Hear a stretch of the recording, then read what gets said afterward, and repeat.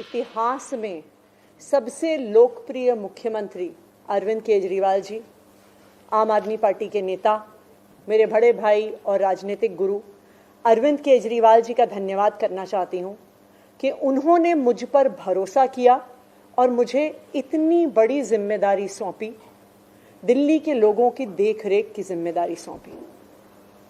लेकिन आज मैंने मुख्यमंत्री के तौर पे शपथ ग्रहण ज़रूर किया है, लेकिन ये मेरे लिए, हम सब के लिए एक बहुत भावुक क्षण है जब अरविंद केजरीवाल जी दिल्ली के मुख्यमंत्री नहीं हैं। अरविंद केजरीवाल जी वो व्यक्ति हैं जिन्होंने पिछले 10 सालों में दिल्ली की तस्वीर को बदल डाला, जिन्होंने पिछले 10 सालों में दिल्ली की आम लोगों की जिंदगी को बदल डाला। अरविंद केजरीवाल जी वो व्यक्ति हैं जिन्होंने दिल्ली में रहने वाले एक आम इंसान का, एक गरीब इंसान का दर्द समझा, उनके रोज रोज का संघर्ष समझा। उन्होंने समझा कि एक आम परिवार के लिए किस तरह से अपना घर चलाना मुश्किल होता है। अरविंद केजरीवाल जी वो व्यक्ति हैं जिन्होंने दिल्ली वालों को फ्री बिजली दी, 24 घंटे बिजली दी। अरविंद केजरीवाल जी वो व्यक्ति हैं जिन्होंने दिल्ली के सरकारी स्कूलों में पढ़ने वाले बच्चों का भविष्य बदल डाला, उनको जिंदगी में एक नया अवसर, आगे बढ़ने का अवसर दिया। अरविंद केजरीवाल जी वो व्यक्ति हैं जिन्होंने दिल्ली की महिलाओं को शिक्षा में, रोजगार में आगे बढ़ने का मौका दिया, फ्री बस यात्रा देके। अरविंद केजरीवाल जी वो व्यक्ति हैं जिनकी वजह से आज दिल्ली के लोगों को अपने परिवार के सदस्य का इलाज करवाने के लिए अपने गहने नहीं गिरवी रखने पड़ते, अपने घर नहीं गिरवी रखने पड़ते, क्योंकि सरकारी अस्पतालों में अच्छा इलाज होता है। तो जब अरविंद केजरीवाल जी दिल्ली के मुख्यमंत्री नहीं रहते तो ये हम सब के लिए एक बहुत मुश्किल और एक भावुक घड़ी। आज क्यों अरविंद केजरीवाल जी दिल्ली के मुख्यमंत्री नहीं हैं? क्योंकि भारतीय जनता पार्टी की केंद्र सरकार ने अरविंद केजरीवाल जी के खिलाफ षड्यंत्र रचा, उन पर झूठे मुकदमे लगाए, उनको इन झूठे फर्जी मुकदमों में गिरफ्तार किया, उनको 6 महीने से ज्यादा जेल में रखा, उनको तोड़ने की, उनको दबाने की हर संभव कोशिश करी। लेकिन अरविंद केजरीवाल जी टूटे नहीं, अरविंद केजरीवाल दबे नहीं। अरविंद केजरीवाल जी को सुप्रीम कोर्ट ने जमानत दी, एक ऐसे कानून में जमानत दी जिसमें पीएमएलए में जमानत मिलना लगभग असंभव होता है, और सुप्रीम कोर्ट ने ना सिर्फ उन्हें बेल दी, बल्कि बेल देते हुए केंद्र सरकार के मुंह पे तमाचा मारा और कहा कि अरविंद केजरीवाल जी की गिरफ्तारी एक दुर्भावना के तहत हुई थी। ये कहा कि केंद्र सरकार की एजेंसी सीबीआई, ईडी पिंजरे में बंद एक तोते की तरह हैं जो सिर्फ अपनी मालिक की आवाज में बोलती हैं। हो सकता है कि कोई और नेता होता तो उनके लिए अदालत का ये फैसला काफी था और वो तुरंत जाके मुख्यमंत्री की कुर्सी पे बैठ जाते।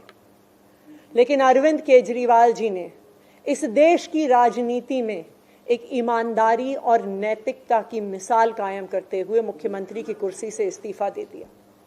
उन्होंने कहा कि मेरे लिए सिर्फ अदालत का फैसला काफी नहीं है, मैं जनता की अदालत में जाऊंगा, और जब तक दिल्ली की जनता मुझे नहीं कहती कि मैं ईमानदार हूं, तब तक मैं मुख्यमंत्री की कुर्सी पर नहीं बैठूंगा। मुझे नहीं लगता कि इस देश के इतिहास में या शायद इस दुनिया के इतिहास में ऐसा कोई नेता रहा होगा, ऐसी ईमानदारी और नैतिकता की मिसाल रही होगी जो आज अरविंद केजरीवाल ने देश और दुनिया के सामने रखी है। अब हम सभी दिल्ली वालों को मिलकर एक ही काम करना है, अरविंद केजरीवाल जी को फिर से फरवरी में होने वाले चुनाव में दिल्ली का मुख्यमंत्री बनाना है। अगर दिल्ली के लोग अरविंद केजरीवाल जी को दिल्ली का मुख्यमंत्री नहीं बनाते तो जो फ्री बिजली आज दिल्ली वालों को मिल रही है, भारतीय जनता पार्टी अपना षड्यंत्र रच के उसको खत्म कर देगी। जो सरकारी स्कूल अरविंद केजरीवाल जी ने सुधारे हैं वो फिर से बदहाल हो जाएंगे, मोहल्ला क्लिनिक बंद हो जाएंगे, अस्पतालों में इलाज बंद हो जाएगा, महिलाओं की फ्री बस यात्रा बंद हो जाएगी। तो 2 करोड़ दिल्ली वालों को मिलकर फिर से अरविंद केजरीवाल जी को दिल्ली का मुख्यमंत्री बनाना है।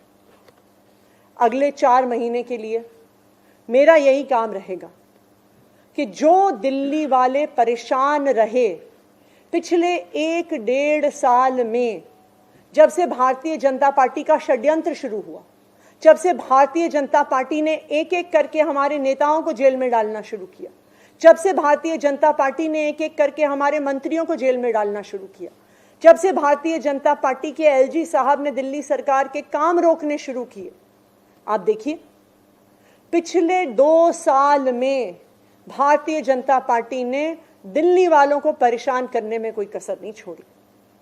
जब से अरविंद केजरीवाल जी जेल गए, दिल्ली वाले भी परेशान हुए। भारतीय जनता पार्टी ने दिल्ली वालों के पानी के बिल हम ठीक करना चाहते थे, उन्होंने उस काम को रोक दिया। भारतीय जनता पार्टी ने जो सड़क के रिपेयर के काम है वो रोक दिए। भारतीय जनता पार्टी और उनके एलजी साहब ने अस्पताल में मिलने वाली दवाइयां रोक दी, अस्पताल में और मोहल्ला क्लिनिक में टेस्ट रोक दिए, दिल्ली से कूड़ा उठना रुक गया।